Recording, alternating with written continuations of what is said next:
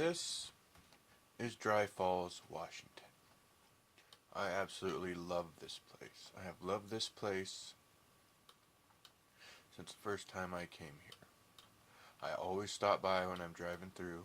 I don't live too far from here. But this has always fascinated me.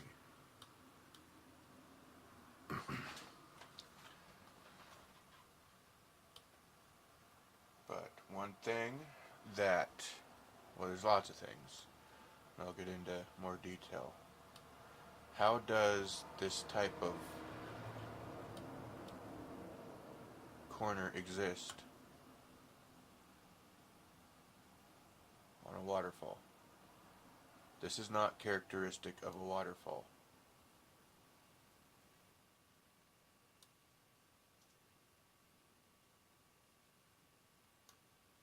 I mean, it looks obviously like a waterfall, but that the corners, why they're not eroded off, I don't think this was a waterfall. And you may think I'm crazy, but later in the video, you might understand why and what I believe it is.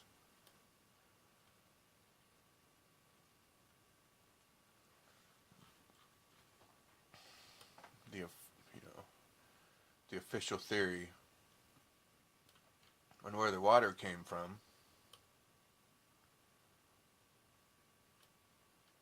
is a theory which I am challenging in this video. I have done a lot of looking, and everything I find just seems to prove my theory. Because a lot of water moved through this area real fast. This isn't caused by just large rivers. They don't make these kind of cuts. It would channel just like any other river. It would be a channel just like this. But something caused these erratic patterns.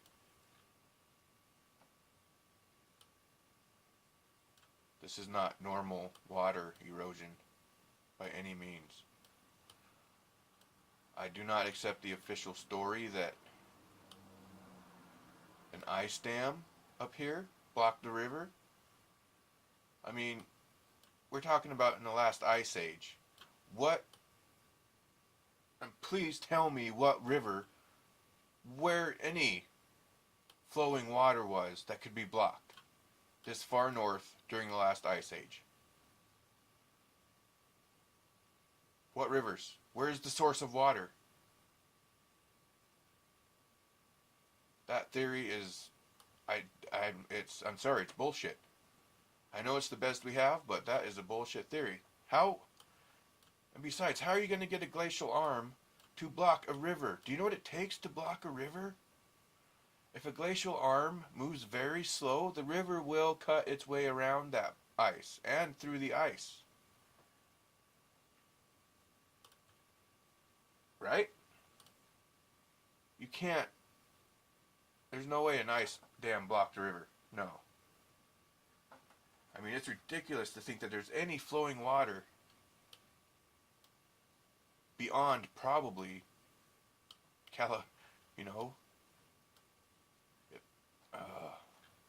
there's absolutely no flowing water to block. So what is the source of the water? And just to assume that it happened in this one area only, here, over and over and over and over to make these scars, is ridiculous. The glacier receded, it would have blocked these rivers, right? It would have blocked these rivers and caused the same type of flooding and erosion. It should look like this all the way down through here. But it doesn't. What happened? Where's the source of water? These are not normal channels water would have made. I mean, it looks like somebody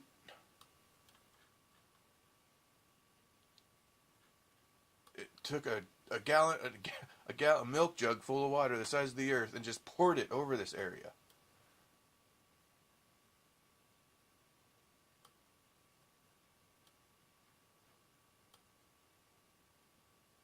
I am challenging that theory.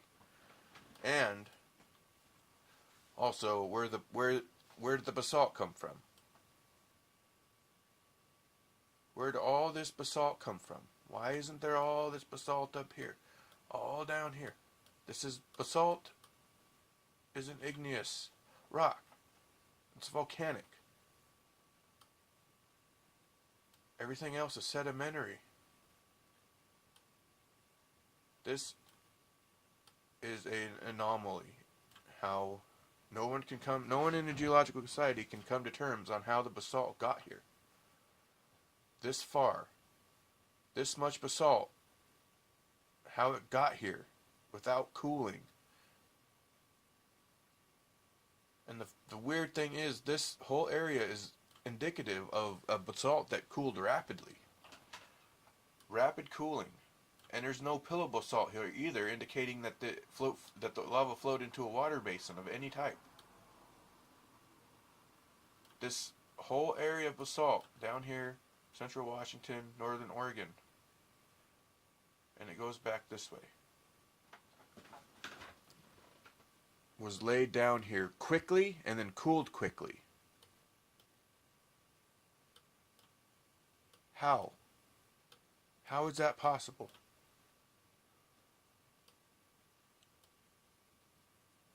I mean, we would, if it came from this mountain range, the Cascades, I mean, we would probably see this whole valley filled with basalt. The same process here as it is up here, isn't it? Same tectonic process. A massive amount of basalt came from somewhere, and then had mass amounts of water somehow eroded away. And my theory, I believe, is this was all one major event. The scarring and the laying down of the basalt and the massive amounts of water. One major event.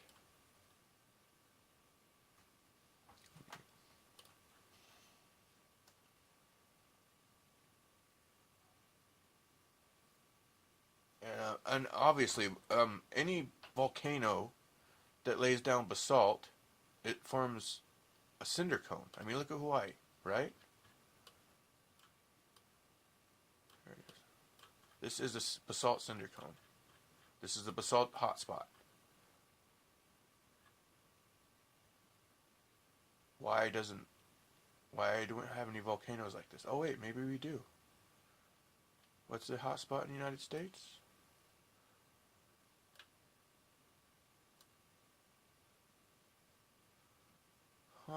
What's the biggest hotspot in the world? Oh, I know. Is it Yellowstone?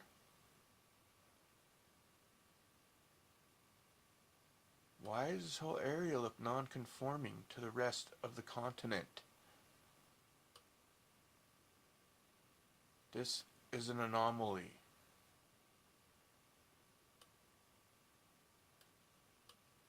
I mean, you got basalt, you got weird erosion mixed with some salt flats in here and some weird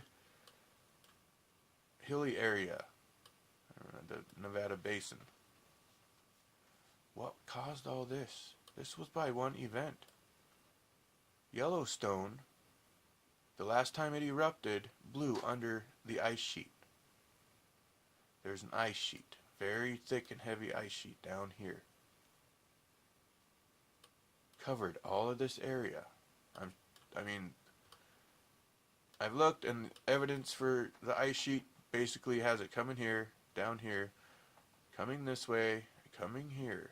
Like, this whole area is just missing an ice sheet, right? This should be the area with the biggest ice sheet. But there's little evidence of there being an ice sheet because it was erased by this eruption that took place under the ice sheet. You know, this makes sense. You got a ice sheet here, big ice sheet. Yellowstone, right smack dab in the heart of it. If it blew out lava, it would have been forced at high speed. Imagine the amount of pressure with the ice on top. Would have been forced out, and it came out, was forced around the mountain range, probably eroding a lot of the mountain away, and pushing its top under the ice, mushrooming out here, as we see. And this happened rather quickly. And imagine what that lava, hot lava, would have done to the ice above. It would have created steam, a lot of water, and once the pressure built to a certain point, it would have acted just like a geyser and pushed the water.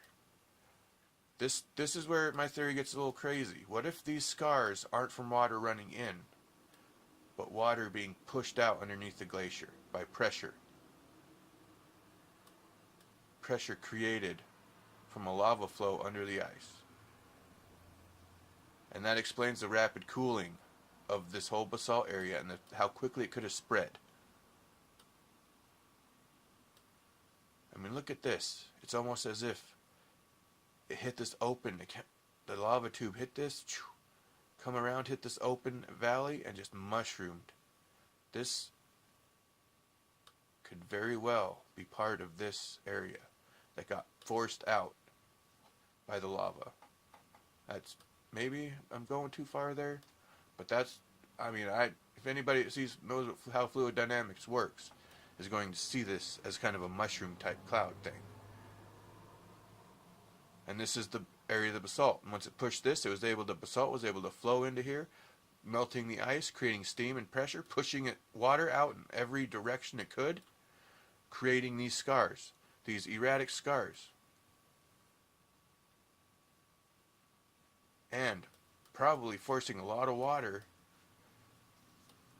down this way. I mean, this is indicative of water being forced between two objects. This is the kind of erosion you get. Particles get trapped, right? And they just build up on each other. And then you have the water that's still running through the valleys, right?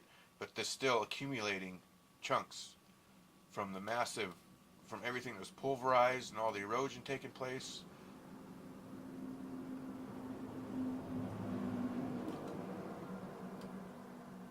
I think this theory it explains both the extreme flooding and the basalt. And it's possible it could have burped maybe 3 times under the ice sheet. Or, I don't know, doing this over and over again. But I honestly believe that this event completely melted the ice cap above, which would have left huge pools, and that also the weight of the ice is off the continent. The continent's a lot lower into the water. There's probably not even California and the west coast is underwater at this point.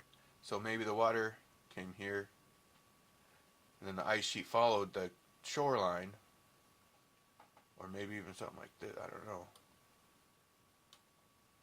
But, and then we get sand, the lightest materials deposited down here. Down in Death Valley, the lowest place on the continent, or at least in North America.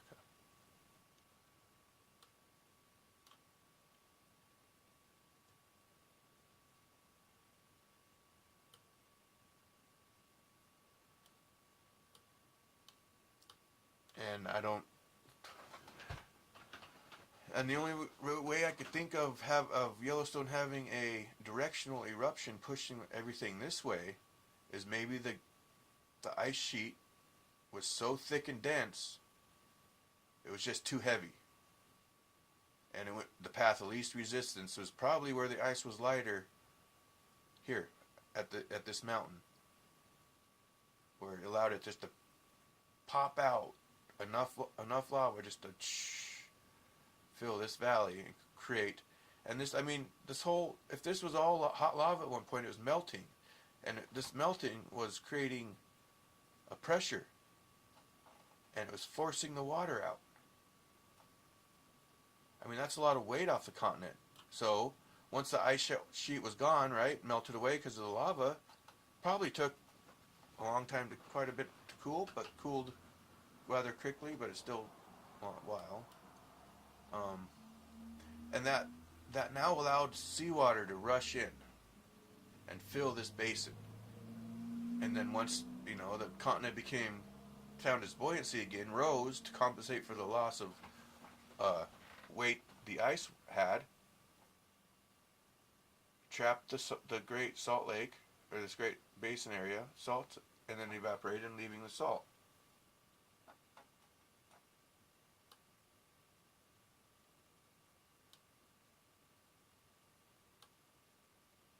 I'm I'm skeptical on my own theory about how the basalt was laid down, but that, to me, is the most viable theory. But I am absolutely certain that whatever caused the basalt flows caused the flooding as well.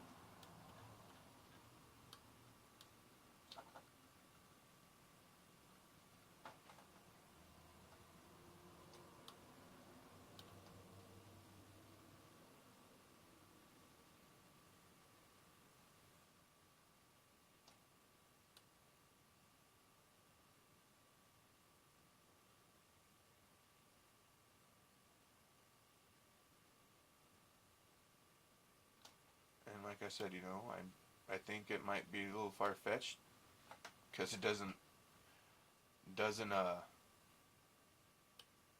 seem to naturally happen. Water flowing in the opposite in the direction it shouldn't.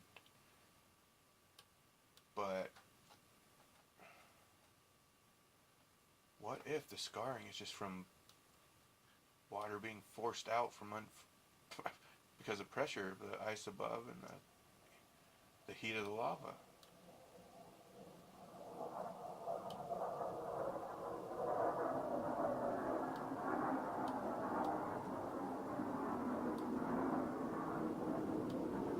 This is just, I don't know. I mean, leave a comment. Prove me wrong. Please, try to prove me wrong. I would love to hear anybody else's thoughts. I've seen a lot of people's thoughts, and their thoughts and ideas, no, I don't quite go along with them. But something definitely happened in this area only. Right around the biggest volcano in the world.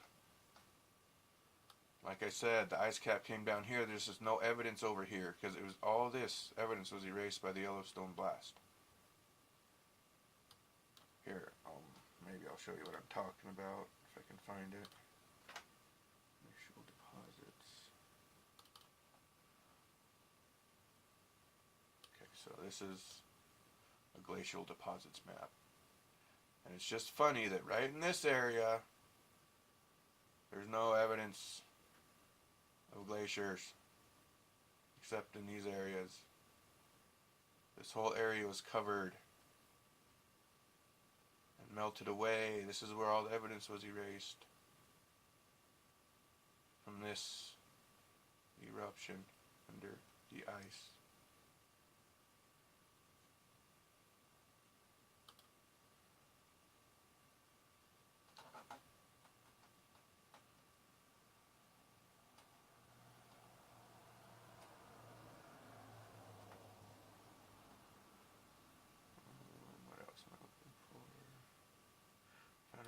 There's another interesting map. I just gotta find it. What the heck? Oh, this one. I mean, look at, right? Can you see my cursor? I don't know if you can see it, maybe. But the Columbia River Basin. This is this weird, large, igneous province right here coming from Yellowstone on this very map.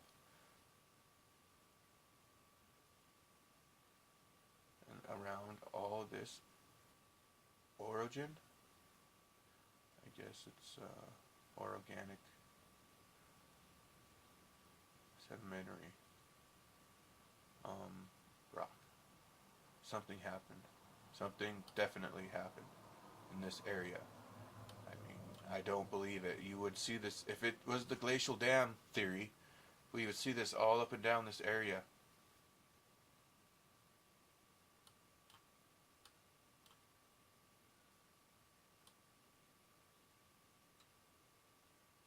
Yeah. Let me know what you think. And if Ollie's watching, hi Ollie. Goodbye.